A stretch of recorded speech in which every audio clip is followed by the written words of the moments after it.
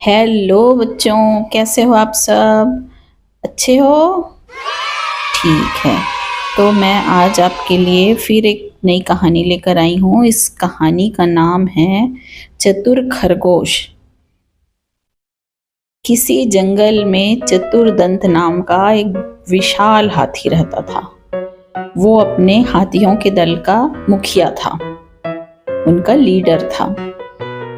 सालों तक सूखा पड़ने के कारण वहाँ पर जो झील, तालाब, नदी जो भी थे वो सब सूख गए और पेड़ पौधे मुरझा गए।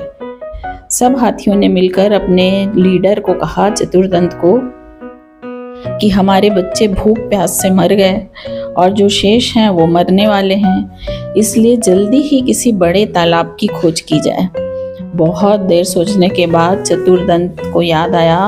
उसने बोला, मुझे एक तालाब याद आया है, वो पाताल गंगा के जल से हमेशा भरा रहता है, चलो वहीं चलते हैं।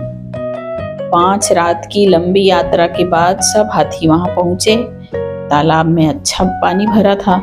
दिन भर पानी में खेलने के बाद हाथियों का दल शाम को बाहर निकला। बहुत दिनों में पानी देखे थे वो लोग, तो बहुत देर तक खेले।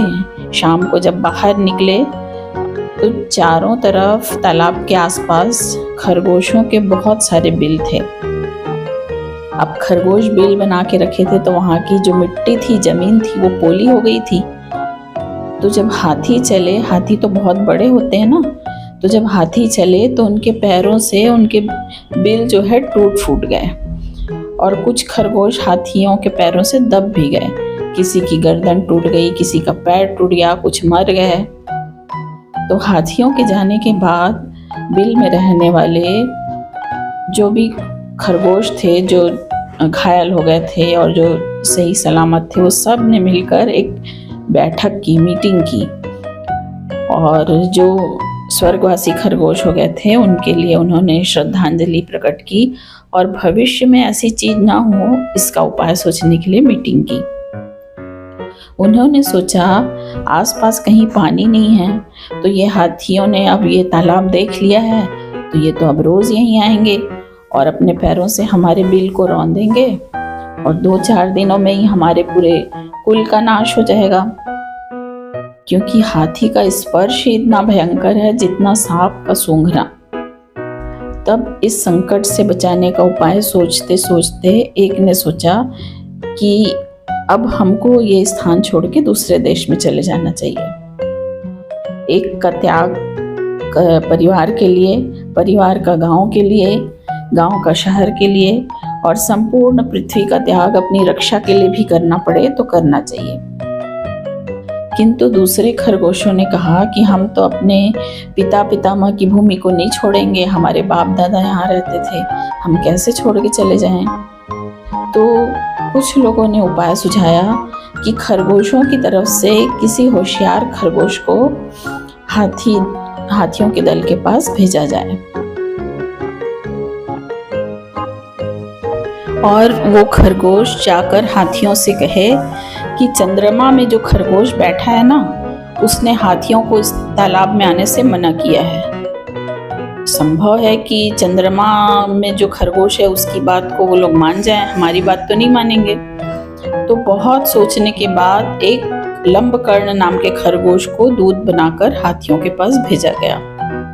लंबकर्ण गया और तालाब के रास्ते में एक ऊंचे टीले पर बैठ गया।